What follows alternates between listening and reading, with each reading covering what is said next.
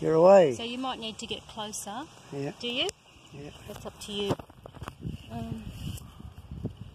So, just showing you how to deadhead the roses.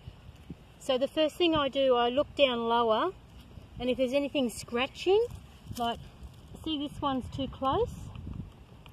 So I know I'm going to move that one, but I'm just going to get it out of the way for now, because I can't get in there properly. So I'm just removing it without pulling it out and scratching other parts of the roses. So if Bill gets a close-up here, that's damage from it scratching itself in the wind. So that's what we try and avoid, and that's why we take out crossing branches. So, so this one here, it's not going to do anything at all. So we're going to take it out. You follow it up and have a look how healthy it looks. Not that great, but look, there's a nice new shoot there. So let's take that off. This little thing here, it's not going to do anything at all. So off it goes. Same. That's not going to get flowers on that shoot. Or it might get a weak flower. So yep. So see how I've cut it close to the stem, but I haven't cut into the stem? Yep. So same with this one here. Skinny and doing nothing. So I look at this whole stem. It's going to get a flower on it in about a week, but because we've got an event coming up in 7 weeks, we'll prune it to a nice healthy bud if we can find one, which is hard because the healthiest bud is down here. So I don't like pruning them that low, but had no choice. So that was going to do nothing. So with this stem, keep pruning off the little bits that do nothing. Okay. So this stem is done. Now I'm going to go to this stem. So you can see this nice healthy shoot here, that's good. And that's pretty good. But see this? That's been pruned incorrectly, and the bit the plant needed has been pruned off. So that's going to cause a problem later. So we'll have to fix that up in winter by pruning it down here. But for now, it's going to die back. Down where? We're going to have to prune it here in winter. But not now, because that'll actually still work for a little while before that dies back. So, so this stem here, we're going to take it back here. So even though it had one bud on it,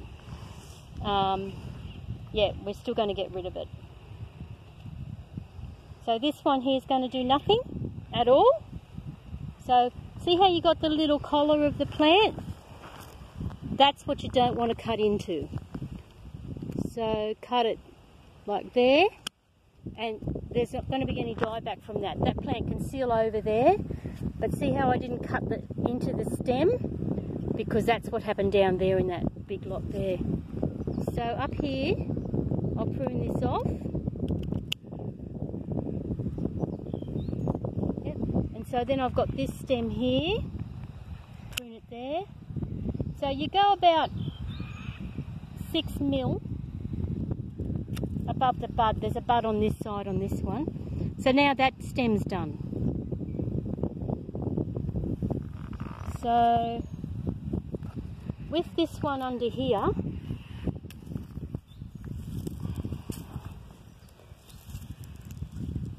it's actually in the way a bit. So what I'm going to do there is I'm going to cut it there. Drastic for this time of year, but it's rubbing, everything's rubbing there. This stem here, it might do a little bit.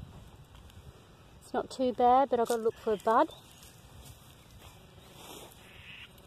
which is here. So straight across 6 mil above the bud, there's a bud just there, so it'll shoot out. So you cut perpendicular to the stem? Yep, yep. And you cut all the little bits off. And this bit here, See here how it was cut back incorrectly and it's died back to here where all those cells are I was talking about. So yeah, we want to avoid that. And the same thing happened here.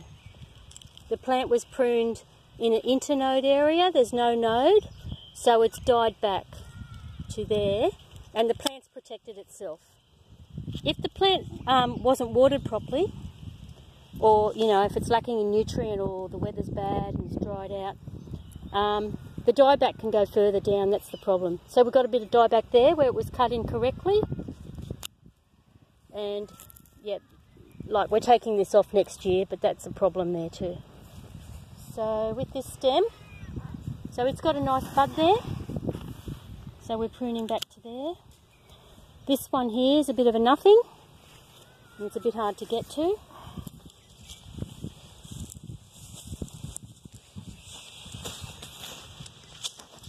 So I'll do it from this angle. A little bit hard to get to. Yep, took that one off. And that one's not too bad. This one here should have a bud somewhere coming off it here. There. And see this here? It's telling you where to prune it, that's fine. See the dieback? That's about 6 mil above the node. There, and that's where it's died back to. Yeah. But anyway, I would totally take that off, but I was just showing you. And that's okay there, the little bud. This one's a bit wispy, but let's have a look. So even that's sort of an inward point, it's sort of an outward, but inward, the whole thing is pointing inward anyway, but we worry about that in winter. Yeah. Now see this one? It's not going to do anything at all, so off there. Same, this one here, no good, off with that.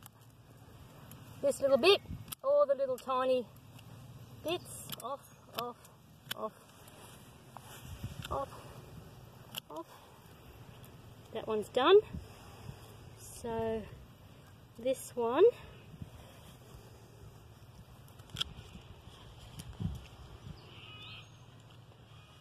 it's got a few new shoots, so may as well let the shoots go. They may not flower because they're on a bit of a wispy growth there, but we'll take this back there and see all these little bits, take them off. That one, take that one all wholly off. A little bit of a tie back there. And this one here, it's a little bit wispy as well, so I'm just going to go back there because there's some nice little bits of growth there. See they're rubbing here? So I can see a node there.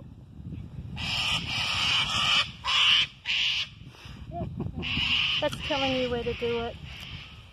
This one's too wispy, but look how I'm not cutting into that, the scarring. I'm not cutting into that, just above it. And, oh. So this one here.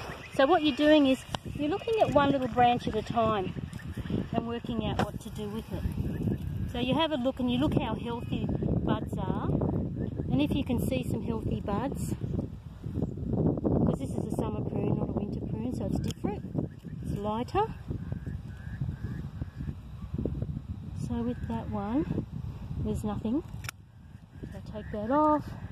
That bud does nothing, it's no good, but look at this little bud here, it's going to have something on it.